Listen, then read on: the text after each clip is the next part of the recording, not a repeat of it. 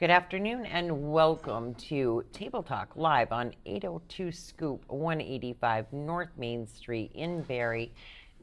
It's a beautiful sunny day that's going to get a little bit dark and cloudy, I'm told, but that's all right. We don't care. Nothing right? serious. Nothing serious, as long as it isn't a complete washout and we can enjoy parts of the day and enjoy baseball later. As you all know, we are in the studio with Rick Coyne, and today is part 3 of our series.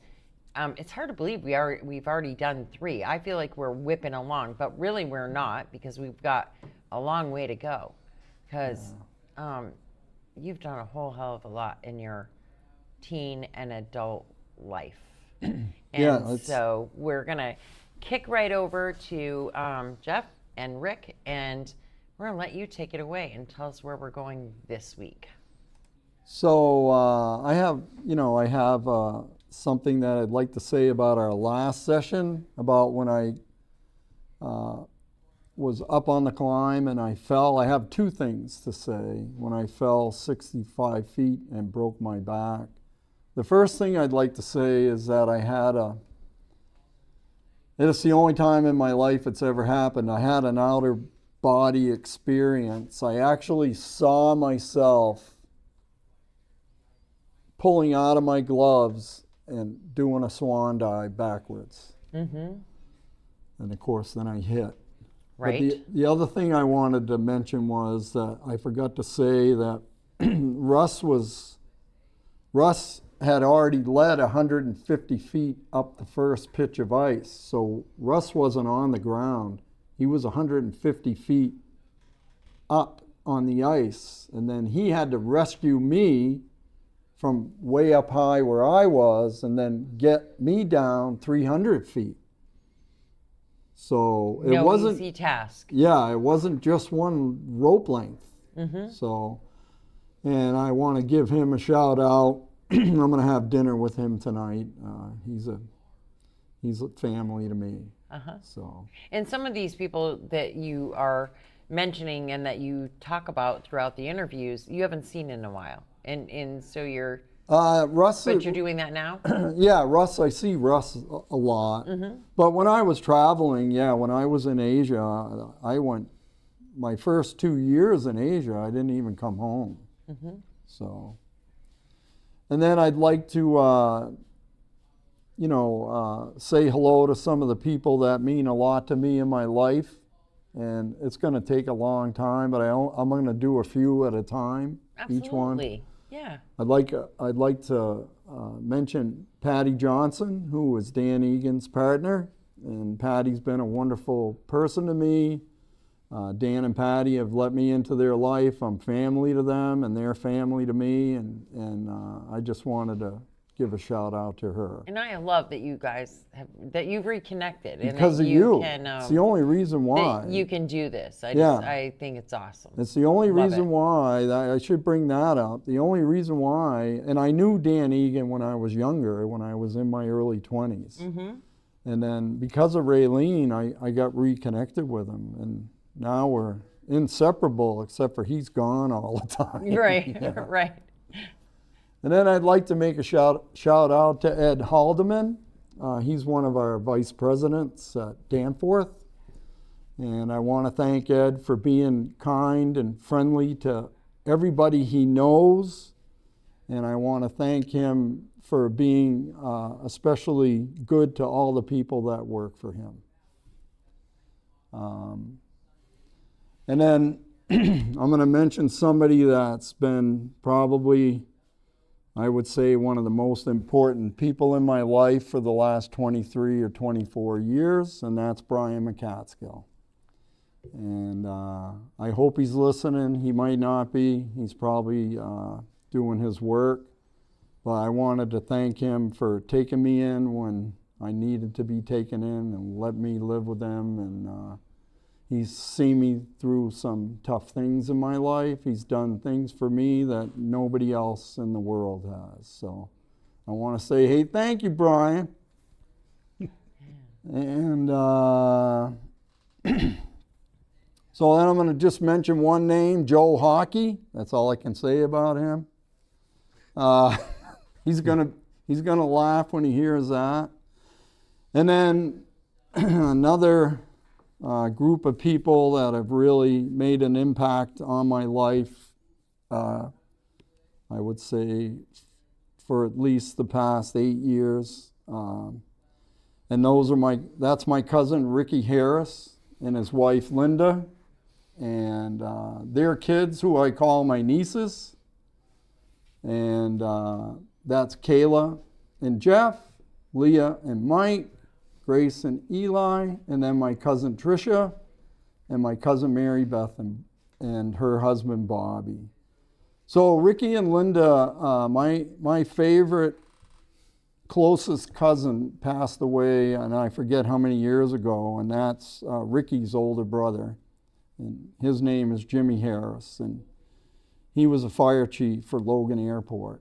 And he and I skied a lot together. We did a lot of trips together, and he was like I used to look up to him. I think everybody that knew him looked up to him, and he died tragically which was a shock to all of us. And it's one of the deaths that's affected me most in my life, other than my sister. So I was really close to him. And in a roundabout way, because of that, Ricky Harris and I have become closer than we've ever been. And so they invite me as their family, for Thanksgiving and Christmas. And I just want to thank them for treating me like family. And we have a lot of fun together. And they have the 3 best daughters that I know. They're just wonderful, wonderful young ladies. So I wanted to thank them for everything they do, and we have a lot of fun together, and thank you. And then I have just 2 more. One is Rich Danner. Rich Danner and I are close, very close. I helped start a business in China. The company that he was working for hired me to go to China to help them start a business because of my connections in China. Mm-hmm. And Rich was the executive that I had to kind of work under and report to. And once we met each other, it was just a true friendship. And I want to thank him for everything he's done for me, and for all the times we've spent together. And I especially want to thank him for saving my life in Singapore. That might be a story for another book. But anyways, Rich, I don't know if you're listening, but I miss you and love you. And I hope you're catching fish if you're going fishing. And then last but not least is my great friend from the Navy, Howard Haggis. Howard, I want to thank you for having my back for 3 years in the Navy. Living on an aircraft carrier is like living on a floating prison. I want to thank you for the battles that you fought with me, and I also want to thank you for the fires that we fought together, and I want to thank you for making me part of your family. And I send my love to all the kids and all the grandkids. So Nice. And I thank you for giving me this time, because it's taken a lot of people in my life to bring me to the spot that I'm in. And it's when I say people are family to me, they don't realize it, but they are family to me because they treat me like family. And it's something I didn't have as much growing up as a young kid. So that's why I want to bring this stuff up. You've definitely had a lot of experiences. Yeah. And some created, some not. Oh, yeah. You know, some created by your own doing. A lot of them created not, by me. In a way, I mean, we kind of joke about that you've lived 9 lives or far Right. more than 9 lives. Yeah. But really, you always live like you only have one. Like, That's right. You truly live. Like, Yeah. you just live your life. You know, and I tell And- people, I mean, I tell people that I should tell people that I'm happy for every day I'm alive, even if I'm having a bad day, or, you know, if I'm struggling. We all have insecurities. You know, we all struggle in this life, and I'm happy to be here even during those times because of what I've been through. And it is tough. Sometimes we go through things and we have challenges. And then we end up with disabilities. Yeah. You know, it's like me with my amputation. Yeah. You know, I still have a problem with. It bothers me. It may not bother Yeah. other people, but I don't like how it looks. I don't Right. like, you know, Yeah. and it gives insecurities. And, Yeah. and makes, I don't know, just makes you feel different in your own way some days. Right. And some days you don't even think about it. And it's interesting to know, which we'll talk about, I think, at another time. But, you know, I only have one eye. I'm completely blind in my right eye, and I have absolutely no sense of smell. And, you know, I to be honest with you, I can do everything that I've done in my life with just one eye. And I miss my sense of smell more than my eye. And it took a long time and a long recovery for me to live a full life after my accident. I had to learn how to walk and talk all over again at 38 years old, and I lost my eye, I lost my sense of smell. And I just wanted to say that I miss my sense of smell more than my eye, because I can do everything that I was able to do before I lost my eye. Yeah, and some things probably better because Yeah. you learn to adapt and you Yeah. work harder. You have to Yeah. work harder, and sometimes that means you do Yeah. it better, right? And I can use it. Of course, I don't know how many guys are listening at work, but, you know, I can use it as an excuse. Oh, yeah, I only got one eye. Yeah, I didn't see. Oh, this didn't work. Yeah, it's because of my eye. But you don't. Yeah, no, but they all laugh because I use it all the time. Right. You're like, whoops. Yeah. It has nothing to do with the fact that I'm getting older Yeah. or anything. It's that damn eye. Yeah, it's all the eye. Ugh, that thing. And then I'm thinking, you know, I look back on my life, and it's hard to believe that this is the life that I've lived, and I'm 69 years old, and you can do a lot in 69 years if you really want to try. And I'm proof of that. Yes, And you are. again, I want to bring it back that I want to do this podcast and this book to help people eventually, to help people that have had brain injuries and head injuries, and maybe they're missing an eye, and to help people that are struggling in this life, because we all have insecurities. There isn't anybody in this world that isn't insecure about something. And my goal is, and I you know, I hope I live long enough, is to do that. And Dan and Patty are going to help me. Dan Egan and Patty are with the book, and then hopefully we can do some lecture tours to help people. That's what my goal is. And I also want to say to everybody, I send you kind, peaceful, and very happy thoughts that's listening. So. Which you always do. Yeah. I mean, you just always do. And because that's the way you live life every day. But thank you for letting me ramble on. Always, whenever you want. I don't think it's rambling. Yeah. You do. Yeah. So where are we going from here? We stopped at Mount Rainier. We said correct. Yeah, my Yes, first that's where- trip to Mount Rainier, and then my climbing career was taking off. I was doing it whenever I wasn't working. I was climbing or training for climbing, and Russ and I had a trip planned to climb Mount McKinley, and this trip happened. And after being on Mount Rainier and seeing what the big mountains look like, and having Russ as a climbing partner, and Russ was also a guide, so I learned a lot from him. I would say I learned a lot from him and Matt. I don't really want to mention Matt's last name because he's a very private guy. But Matt taught me a lot, and Matt's the one that got me started climbing, which I told you about the last podcast. So Russ and I had planned this trip to Mount McKinley, to climb Mount McKinley.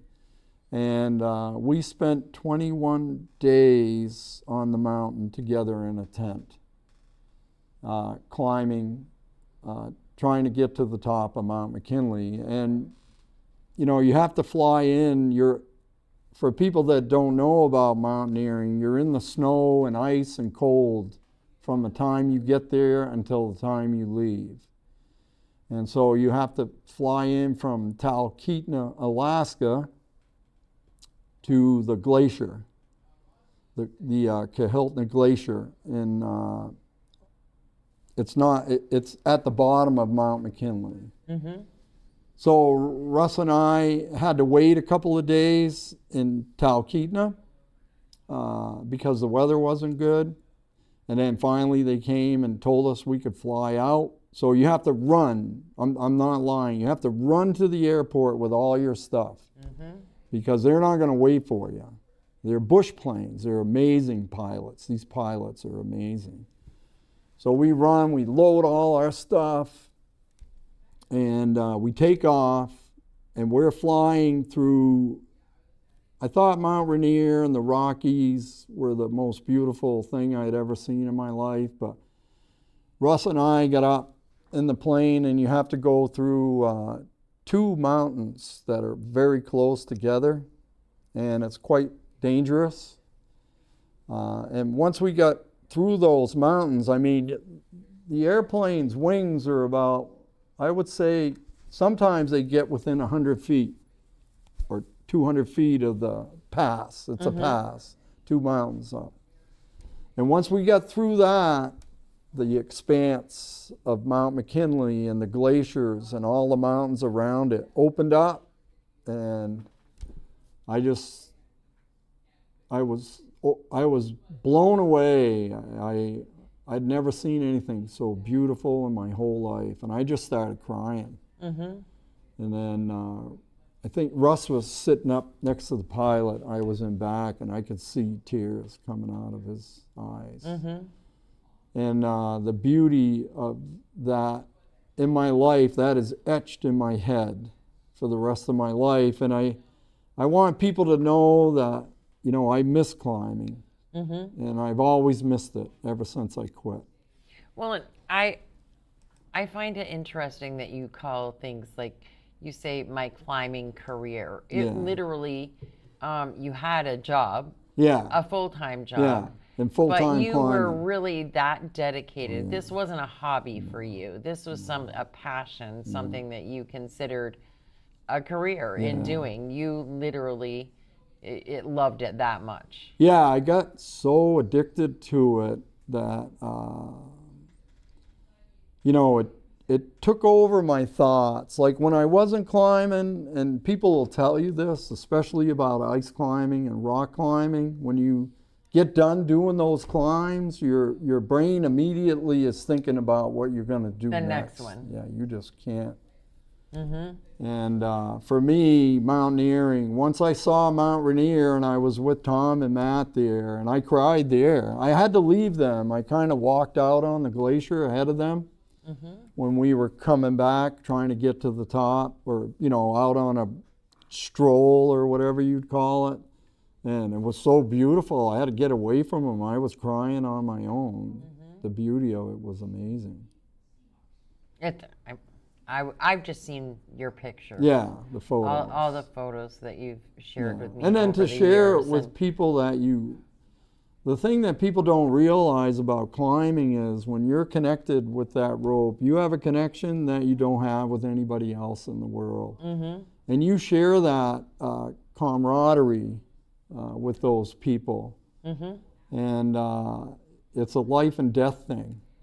And so for me, the climbing was the beauty of it. The physical challenge, yes, for sure, but the camaraderie. and the adrenaline. Yeah, I mean, oh yeah, you're pumped. You are Yeah, definitely you're just jacked up. Let's face it, you're an adrenaline Yeah, junkie. That's why you have continued down this path of from one extreme to another. Yeah. You find the next best thing always. I would say that without a doubt, climbing as a whole was by far the most adrenaline thing I've done, and I've done a lot of stuff in my life. Yes. And you know, the beauty of it, I would say, affected me more than anything else. Not only that, the beauty and the peacefulness of it, because your life is narrowed down to a very basic survival. You know, you're not thinking about anything else. You know, you don't have work, or you're thinking about your next move. You know, how to get up that mountain. Yep. And your life becomes very basic, and it's a wonderful way to open your mind up about what life is really about. And I've had the fortune to spend a lot of time with these people that were close to me, family to me, that I was on a rope with, Matt and Tom and Russ. And and to share this experience with Russ going to Mount McKinley, I couldn't have been with a better person.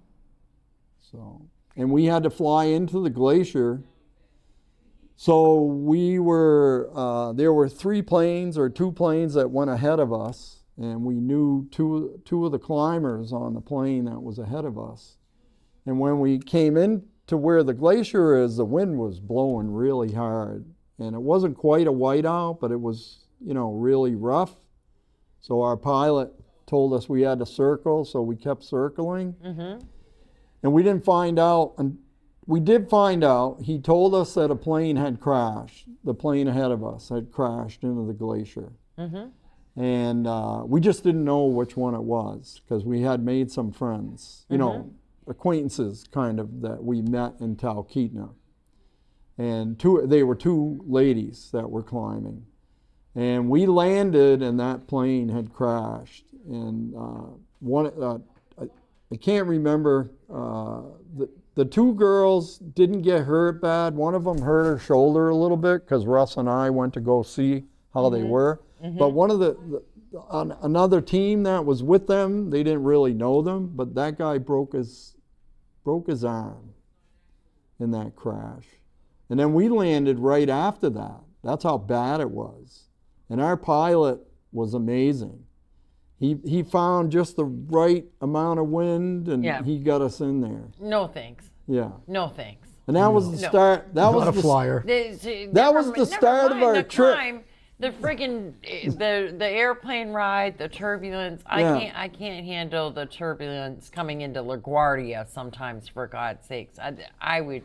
I would totally lose it. There's no way I could do something like and that. Just that alone. That was the start of our trip. And then we met a Korean couple. And this Korean climber was quite famous in Korea. And he was coming back to climb Mount McKinley with no hands. Him and his wife. So this guy had no hands. He had lost his hands on Mount McKinley, froze them off. So, oh my.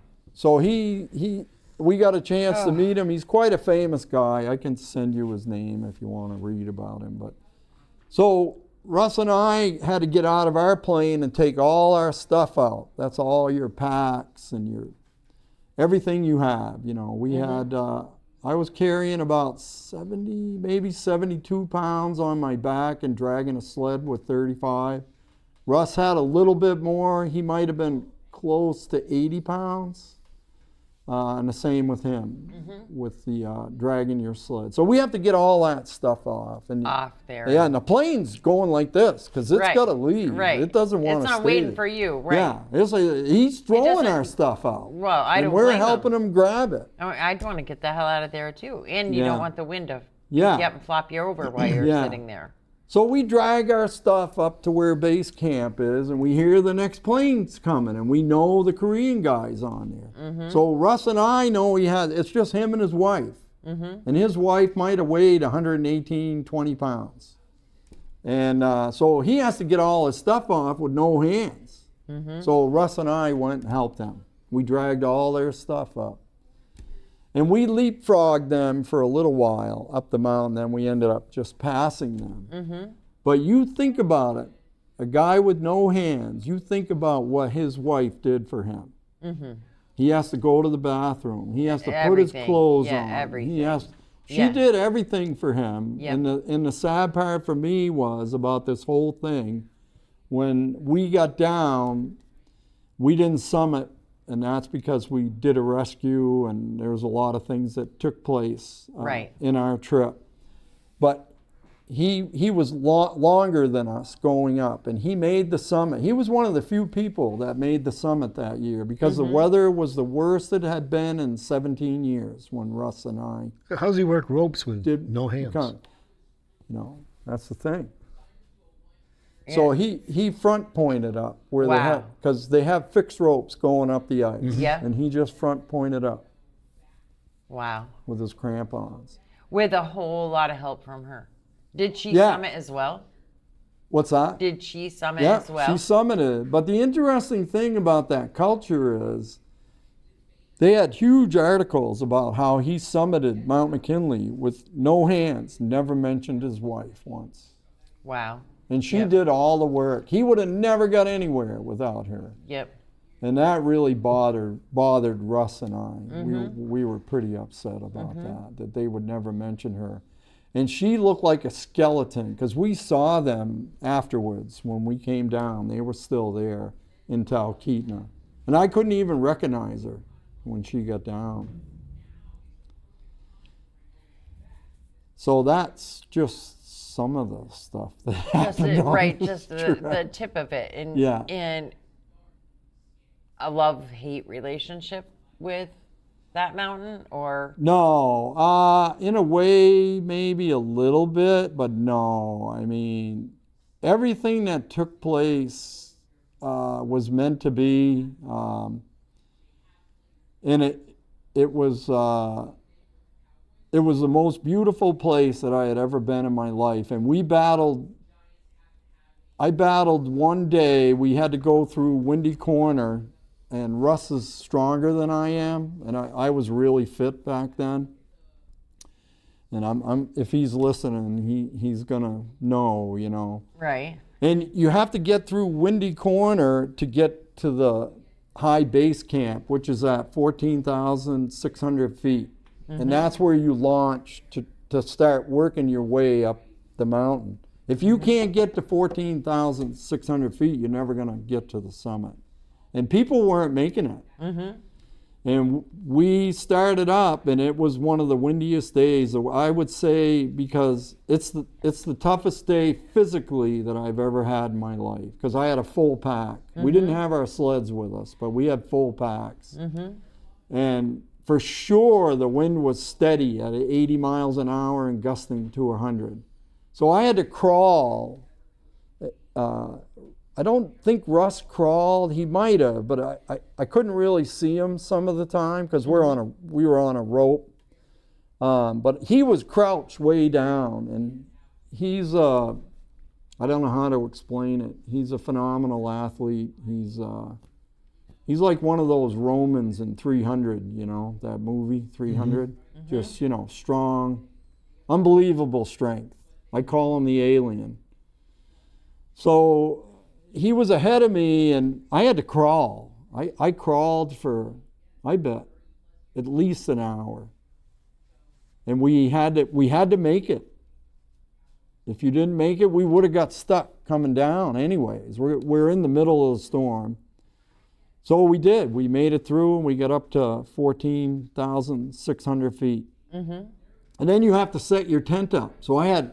Now, that was going to be my next question. What's it like doing all of that and actually staying there that night? Well, then you got to set your tent up. You know, you got to have a place to sleep. And you know, I give Russ a lot of credit, you know, and he never takes credit, but I want to give him credit because he did a lot of the work, setting up the tent and getting us ready. And, you know, I helped, but I would say, you know, he did more than me for sure. Yeah. What is it like? Is it? I had never been. Is it kind of like, thank God I'm so tired because how would I sleep up here? Yeah, well, but I had never been that exhausted in my whole life. And, you know, I've trained hard. Mentally, physically, emotionally, everything. Yeah. Yeah. And then when we finally got in the tent, I mean, we slept. I can say that was the best night of sleep I've ever had in my life. And it's freezing. You know, we got there, it was 18 below zero, and the wind at that camp was probably steady at 55 to 60 miles an hour. So you got to set your camp up. Then you have to, but we poached a place. You know, that's what happens in climbing. Yeah. People are like rats. So somebody had just left to go up higher, and they had a wall set up because you have to put a wall around your tent. Right. So we got in there, and then we fixed the wall. You know, I fixed the wall like 3 or 4 days later. Russ went up a little bit higher all by himself. He wanted to go up, and I wanted to hang out. It was a beautiful day, and I met a lot of really great people. Met some famous people, famous climbers. So how long do you stay up there? So I would say we were at, I have a journal, I could give you the dates, but I think we were at base camp for a total of 6 days maybe. Yeah. Off, you know, because you're moving and doing different stuff. And they had, and I have a photo of this, so they have a place where everybody has to go to the bathroom because it's a constant battle with nature up there, and they want to keep it clean. So I think we were up there with maybe 100 different climbers with different tents, and that's where the helicopters can come for rescues. And well, they had this portalet that was open, and that's where you have to sit to do your business. And I can tell you on 2 of the sunny days that we only had up there, that sitting on that portalet with all my down gear on, you know, I look like the Michelin Man. I have never in my life had a better view in my life going to the bathroom. And everybody that was up there would tell you the same thing. And it's women, men, everybody uses it. And they're all saying, boy, isn't that the best view you've ever had going to the bathroom? I'm going to get you a t-shirt now that says best shit ever. Yeah, right. Yeah. So have the background put in there or something. So so that was an experience, just getting to the base camp, what they call the real base camp. Base camp is at 7,000. That's where you land. And then you have to climb, I think it's maybe close to 2,000 feet of ice. It's kind of a low angled ice, but it's on fixed ropes. So you're doing that from 14,000 to 16,500 feet. You got to climb this ice. And we had to do it, I think we did it 3 times. I can't remember, but I'm sure Russ will correct me if he's listening. I don't know if he'll write in. I'll tell you who's listening. So far we have Jane Bauer, hopefully I'm saying that right, and Karen Gagnon. Hi, Jane. Karen Alexander Gagnon. Yeah, hi, Karen. Thank you for listening. Both of them, and there's more people tuned in, but those are the 2 that I know are here because they've commented a couple of times. Jane is laughing at you saying the Michelin Man, and Karen had said that had to look up front pointing. That that guy. Well, that's when you're on. So your crampons have spikes in the front that look like this, And that's how you climb the ice. You have to kick those in like this to get up. It's very physical. So I can't imagine. I can't imagine, period, because that is just. well, a lot a of lot, people can't understand sleeping out in the winter, and that's what I told you when Matt. Matt was probably my best friend in my life. Matt and Norm, best friends of my life until I was in my 30s. And when I first heard about climbing or doing any of that stuff was from Matt, and I've known him since 7th grade. Is Matt still climbing? I think he might be. I don't see him much. Yeah. So I don't know, but I know he's mountain biking quite a bit. Where's he living now? Well, he's a pretty private person, Yeah. so I hate to even Yeah. talk about him. So I haven't seen him in years. yeah, he's just a wonderful, wonderful person, and his family were great to me growing up. It's like Danny. I haven't seen Danny in like 40, 50 years now. Yeah, The good old days. yeah. And so I think I told you last time that I still have of course, I still have my moon slippers. Oh yeah, what I that you bought, got I bought for you me. those. Yeah. And those are the best thing ever. Yeah, and they last forever. Yeah, we had all of that. They're amazing. I mean, we had. So that's going to be my question though. I want to know. So you have this tent. What do you sleep in? Literally all your gear plus the sleeping bag. Yeah, so you have a tent. The tent is made for high altitude. It's made for high winds. They're very expensive. So we had a two-man tent. No, we had a 3-man tent, I think. I'll have to ask Russ. But so you have all different types of clothing. You have all different types of climbing stuff. You have ropes. You have ice axes. You have some ice screws, pickets, and all that stuff. The stuff that you can leave outside, which isn't much, the rest of it's in the tent with you. And so I had the best sleeping bag that they made at the time. It was called the Inferno from North Face. You could take that bag, throw it out into the snow without a tent, and live in that and stay in that bag at 40 below zero. Wow. And survive. You might not be warm, but you would survive. So that tent weighed a little less than 5 pounds. So everything's about weight when you're climbing. And now it's changed a lot. They have way lighter things than we did. We had compression sacks where you have to compress everything to make it smaller so you can pack it. But the weight is the same. Yeah. Yeah. So then you have a pad that you sleep on. So the tent has a floor in it, which I'm sure you've all stayed in tents. Yeah. And then you have a sleeping pad. It's corrugated. Mine was corrugated. It's about that thick. And now they use a lot of air type. They blow them up and sleep on them. It's like sleeping in a bed to Russ and I. Right. Yeah, and some of those are real thick and comfortable. And get you off the cold ground. That gets more. you off the cold ground, but what people don't realize is your boots are the most important thing you have, and your boots and your gloves, your outer gear to keep you warm, but your boots are about the most important thing, and you sleep with your boots, not the shell. The shell stays up inside the tent, but your bladders, what they call your bladders, you have to sleep with those, because if you didn't, you sweat. They would freeze. They would be a block of ice in the morning when you go to put them on. Yeah. Yeah. So you have to, you're doing this for 21 days or 20 nights. We did this. And then you have to, you spend hours and hours melting snow for your water. You have to hydrate, so you have to cook. Everything is cooked with water, hot water. So you have freeze-dried packets of meals with you. And Russ and I were kind of luxury climbers. We brought 5 pounds of M&Ms with us. Yeah. And boy, I'll tell you what, people were jealous. I bet. Yeah, They were we'd give them jealous of some those M&Ms. M&Ms. They're going, where'd you get those M&Ms? We brought them up here. Yeah.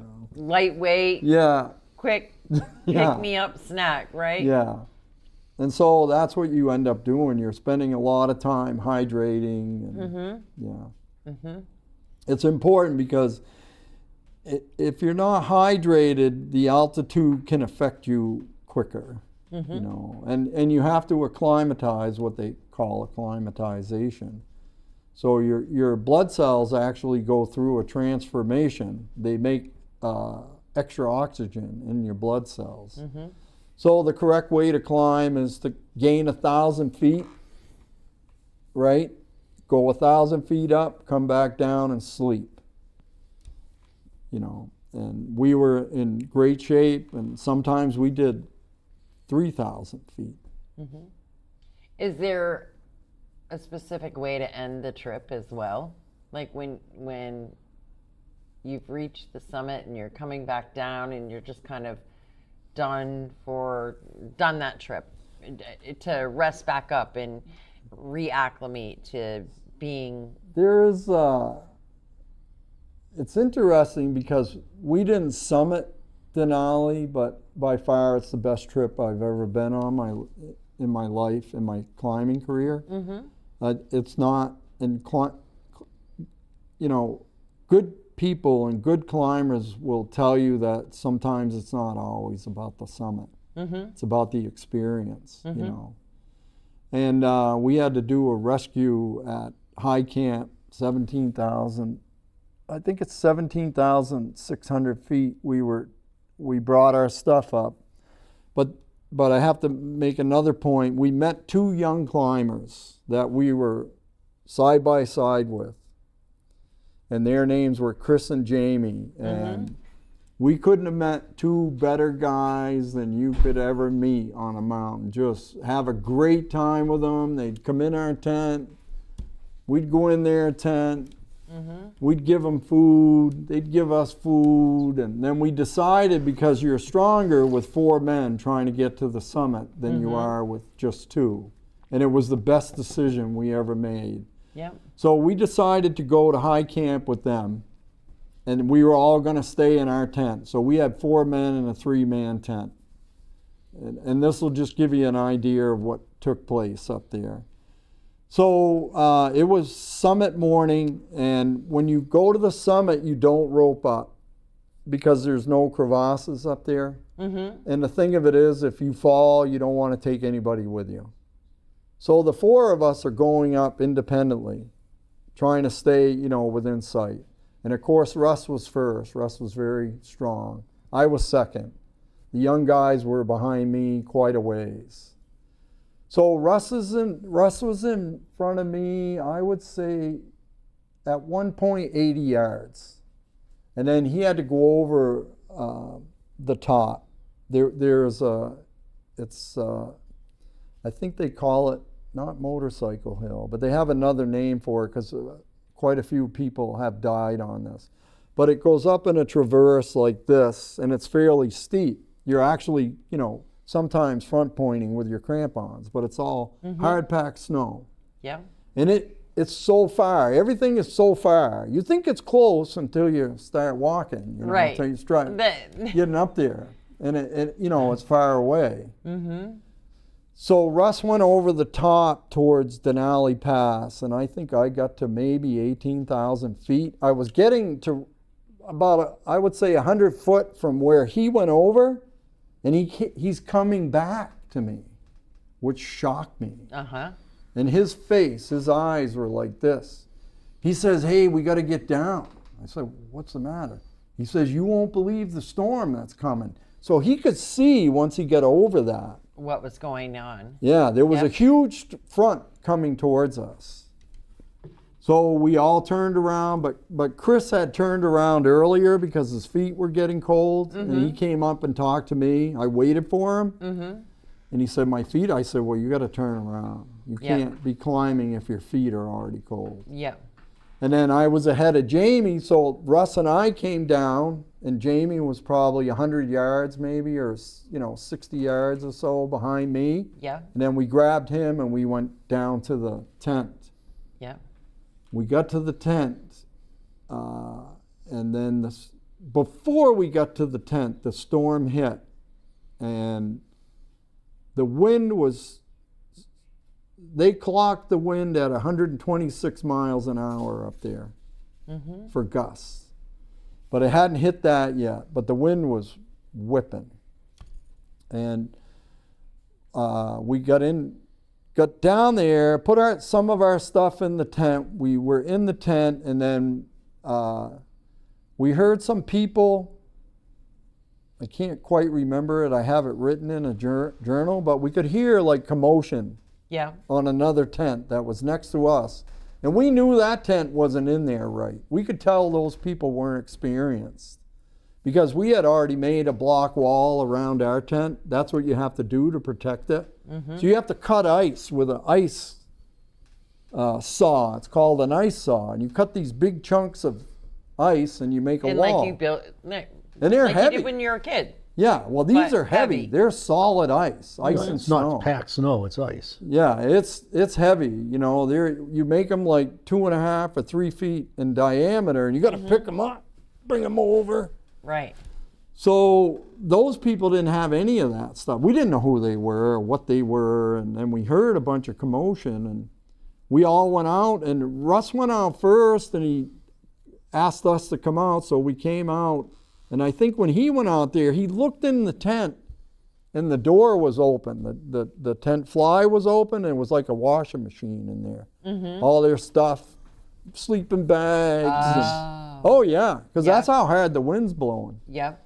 And then Russ saw a pack take off down the ice. So Russ went down and grabbed that pack and brought it all the way back and set it next to the tent. And then there wasn't anybody, those guys weren't around then, but we could hear a bunch of commotion. I can't remember. And then, you know, we all went into the tent and Russ started cooking. You know, he's great at cooking at high altitude. And that's the most important, he had the most important thing to do, I would say, for that whole camp, the whole rescue. And then we heard people, so Jamie, Chris, and I went out of the tent to see what was going on. And Russ stayed in. Russ might have been there for the first part of it and asked us to stay out and help these guys. And he said, I'm going to go in and cook. So I think he did see the guys. So we're out there, and there was 4 of them, and they were Spanish. They couldn't speak any English, and they had no pickets, they had no snow saw, they had nothing and that's what can happen on Mount McKinley because it's a free country. Anybody can climb that mountain. Yeah. They don't need experience, they don't need anything. Well, these guys had cerebral edema. So they had already tried to get to the summit. They had been ahead of Russ, and it took them all that time to come back down. And they went up way too fast. They probably didn't acclimatize. So when we got out there, 2 of them, one of them was sitting here next to the tent. The other one was sitting there next to the tent. And 2 of the other guys are just staggering around. Well, one of the guys sitting next to the tent had no gloves on. So I gave him a spare, I think I had a spare pair, I always had 2 pairs of gloves on me. And I gave him my gloves until I could get his gloves. And I found his gloves in the swirling around in the tent. I gave him his gloves. And then Chris and Jamie and I got those guys, carried them into their tent, got their sleeping bags all put out, put them in their sleeping bags. And they can't even talk. This is how bad they were. Oh my goodness. Put them in, you know, this is hours we were out there fighting the wind. And then we were cutting blocks for them. And the wind blew so hard, I picked up a block and the wind carried me with the block and blew me down the flat part of the glacier. And then the block just kept rolling. And that happened to Jamie and Chris at least once. So we got their tent all situated. And you know, you're at altitude, you're breathing hard, you know, another physical, one of the, maybe not my, you know, I'd say my top 10 physical things that I've ever done. And so we stayed out there And Russ was in the tent, so he's got to cook for 4 people. Because if you don't eat and drink, you can die up there. Yep. So Russ is doing that, and he did come out at the first part of it. So Russ went in and did that, and then we got those guys as situated as we could. We staked their tent down, got them in the tent, and then the storm was getting worse and worse. So that was it for us. Right, so then that wasn't even the storm. Now it's getting even Yeah, worse. and I screamed in the tent, and I said, Russ, we can't, the storm's getting too bad. It's gonna, our lives are in danger. And he knew that. He could already tell. He said, get in the tent. he yelled out to me, no, you get the guys. You guys got to come in. It's time to come in. So we come in that tent, and we were in that tent for, I think, I would say at least 11 hours. We never slept. So we were in that tent, four guys, and Jamie was 6'3". That's why we had no tent, no room to sleep. We kept complaining to him, nobody could sleep, you're too tall. Because this was our second night up there. Right. And the wind was blowing so hard, and we had our tent staked down. The 4 of us are up in the tent with our backs up against the tent wall, our hands and feet like this up against each other. And the tent was picking up like this. Oh my gosh. And we survived that night. It didn't calm down enough, I would say, for at least 7 hours or 6 hours. And didn't calm down enough so we could go to sleep. And then we tried to sleep. Of course, we couldn't sleep. Right. Wow. Jane says your description of this storm and the wind is incredible. I can't imagine how intense that moment must have been. Those other climbers were so fortunate to come across you and Russ. Yeah, I mean, and the sad part for us was we get up the next morning. Well, it wasn't really morning. It was probably 10 o'clock. You don't know what time it is because it's light there all the time. And Russ and I decided to go down. Jamie and Chris were probably, I don't know, I would say 14 or 12 years. They were in their early 20s, just full of, we're going to get to the summit. Right. We're going to stay up here. And Russ and I had been through a lot. I fell in a crevasse, which is another part of the story. So they had to rescue me out of that. And, there was a lot of things that Russ and I went through that a lot of people didn't. And we were one of the few people in that whole year to get up to high camp. I forgot how many summits. They might have had maybe 20 summits that year, but normally they have a couple of hundred. So, because of the weather. Right.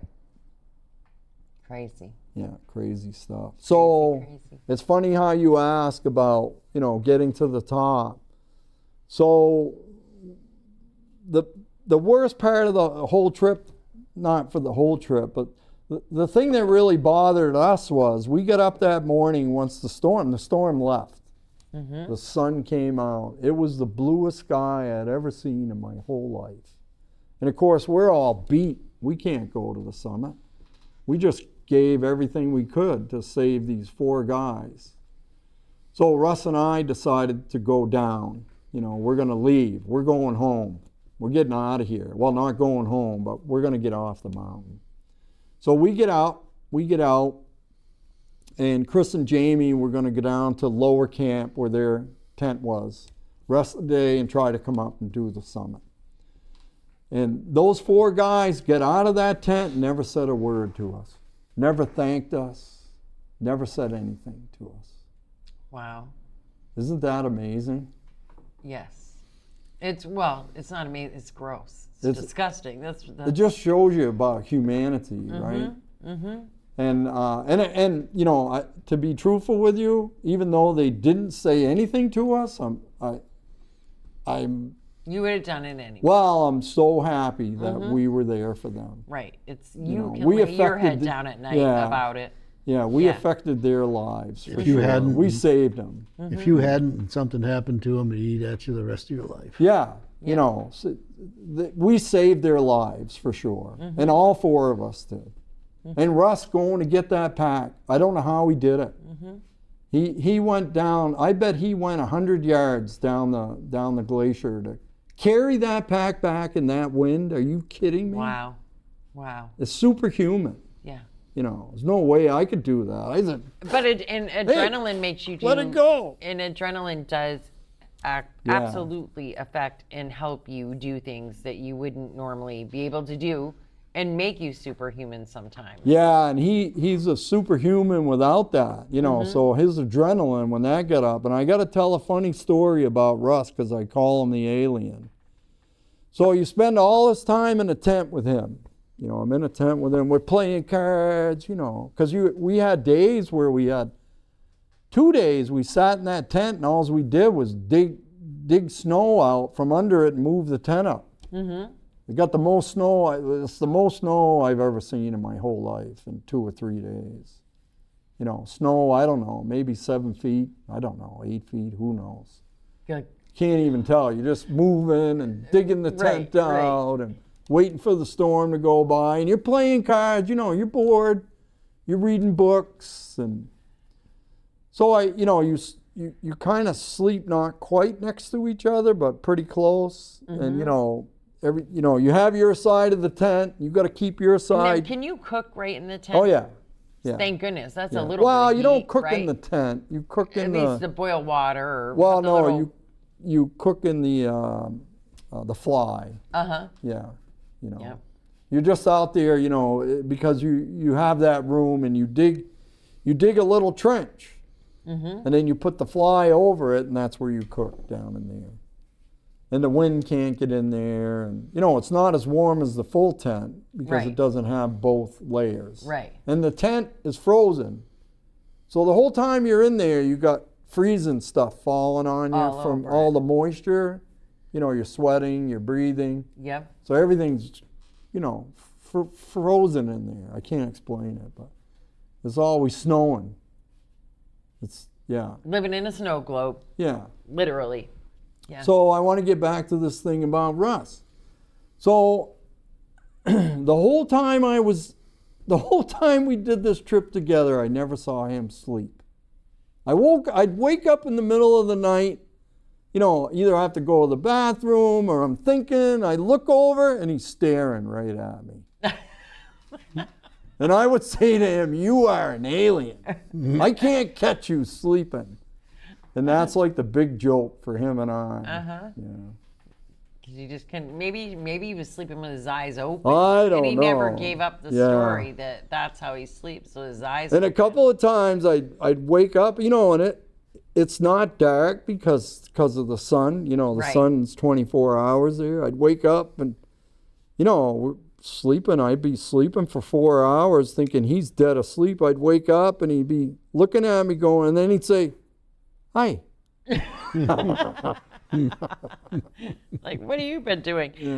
Karen Alexander Gagnon says, cannot wait for the book.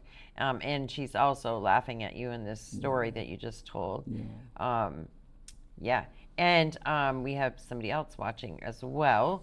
Another person that signed on, Catherine Gatone. Yep, Kathy. Hi, Kath. Hi, Richard. Can't wait to see you or see you soon. Yeah, see you soon, Kath. Yeah. So, So I want to get back to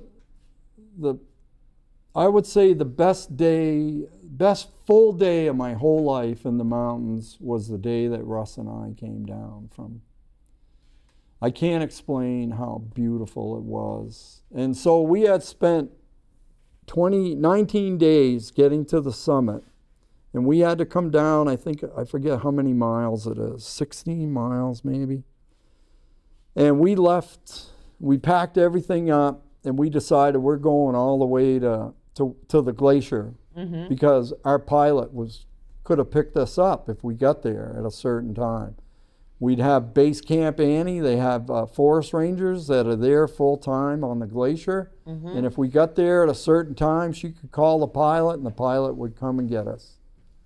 So there was hardly any wind at all. And once we started, we have to go across this long ridge that's very dangerous. But for us, I don't think it was dangerous, although I did slip, but I was fine. And you go across this long ridge and you can see for 100 miles in a radius of the most beautiful mountains with the most beautiful blue sky I had ever seen in my life. And Russ and I are just in awe of the beauty. And then we have to climb down the fixed lines. So we climb down the fixed lines. We get to the big camp. We had some stuff there that we had to pick up. And then we're going to go down Windy Corner. And we got to go down, not Heartbreak Hill. There's a name for it. But we got to get down all these hills. What we would call them hills, but I mean they're steep. And you just see all this stuff. And what we realize is because we're coming down in elevation, the oxygen is just giving us more and more strength. Mm-hmm. And then we got to a spot where it was a long way down, and Russ says, hey, this is what I'm doing. I'm not walking this. He gets in his sled, and he heads off down that thing. Oh, my God. And he's, with all his stuff, his pack and the tent, and he is hooting and hollering. And I was just like, oh, my God, this is the best day I've ever had in the mountains. Well, I got on my sled, but it had a couple of rips in it, so it didn't go quite as fast as his, but that's what we did. We did a bunch thank of slides. goodness, right? Yeah. But that would have been a hell of a ride. Yeah, we were both doing that and just laughing and hooting and hugging each other. Bring you right back to your childhood. Yeah, they brought, and it took us, I don't know, it took us maybe, I would say 9 hours or 10 hours steady, nonstop. Mm-hmm. And we got there, we got to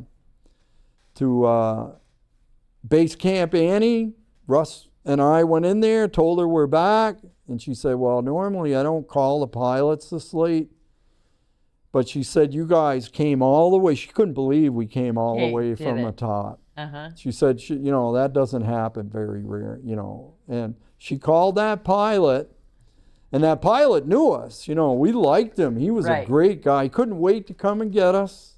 So he picks us up. We put all our stuff in. We put our earphones and mic on. He says, hey guys, he says, I know it's been a long, long day for you, he said, but this time of night I like to buzz around and look for animals and go up the rivers. And Russ and I look at each other, we go, what? Oh yeah, we're in for that. Ready for that. Oh yeah, he flew us around for like 2.5 hours. We saw grizzly bears and moose and all kinds of beautiful stuff. Freaking awesome! What a way to end. And we gave him a big tip, big hug and a big tip. Might as well. So that does it for this episode. Yeah, I don't know what time we just wrapped it up. We're just over an hour. What? Just barely over an hour. Really? I know. It flies. It does. It flies, doesn't it? Wow, it flew for me. Sorry to talk so much. The guys at work will laugh. No, that's amazing. No, the guys at work will be laughing. Because you're talking too much? No. This is a joke. Oh, at the stories. It's just a joke. Yeah. At work. Mm-hmm. You don't usually talk this much at all. You're usually so quiet, Rick. Yeah. But you're so funny. Anyway, good to have you as always. Oh, thank you. Thank you for this opportunity. Absolutely, Raylene. absolutely. I love it, and I love you to death. And we haven't even got to great. the I don't know what you call it. We haven't even got to the real stories yet. No. Yeah. But we will get there. We're gonna in a couple weeks we'll move on to episode 4. Yeah. And we're gonna keep going until we get through all the points of the book and maybe have Dan join you at some Dan's point. definitely coming. He can't wait, and he told me to tell you hello. So yeah. Hello to him too, and I look forward to it. And and I thank everybody for listening and supporting us. And and share it. Share it out there share it with with your other friends people, and invite people to follow and listen, because this is going to end up being, it'll be a lot more, and we got a long ways to go. Yeah. And all of the promotion that you get for this book, the better, right? Yeah, The more- this will be a big start for the it book. will be a big start. And it's a So, way for me to keep proactive, because Dan's a little bit busy, but now he's starting to work on the book. Yeah. So, So we'll loop him back in. yeah. Oh, yeah. Rein him in a little bit. So Well, thank you. thank you all. Off tonight, Thunder Road is tonight. Tomorrow, Veggie Van Gogh up at the Berry Auditorium from 9 to 10:30. Don't even have to get out of your car. Drive in, drive around. They load your car. You can get all the information for that right on our Facebook page.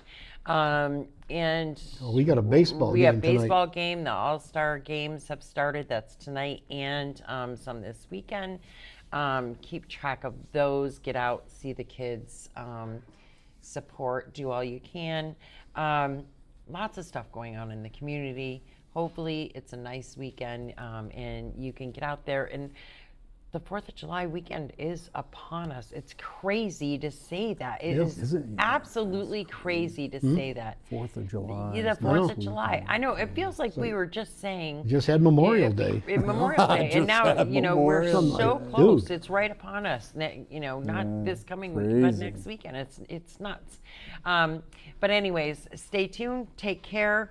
Be well. Be safe. Like, follow, share, and get the word out.